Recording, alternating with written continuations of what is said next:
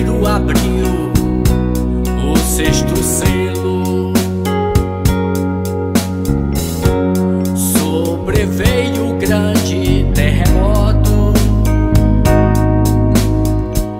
o sol tornou-se tão negro e a lua como sangue, as estrelas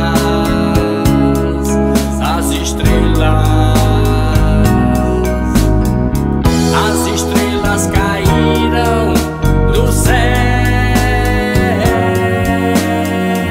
as estrelas caíram do céu.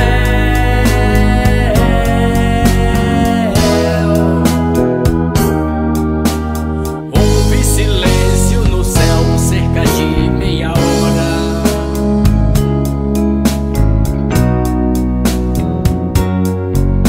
Os anjos tocando as trombetas, atingindo a parte da terra, ainda aqueles que não têm o selo de Deus na fronte.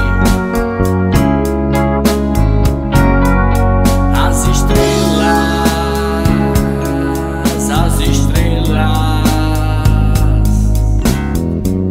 estrelas caíram do céu, as estrelas caíram do céu.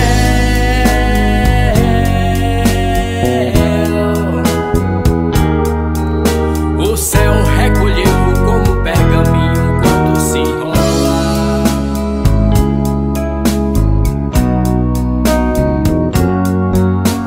Todos os montes, ilhas foram movidos dos seus lugares.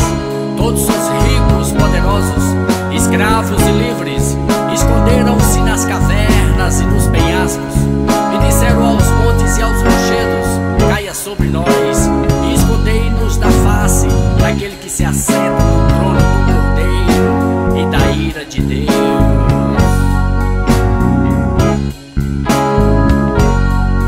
As estrelas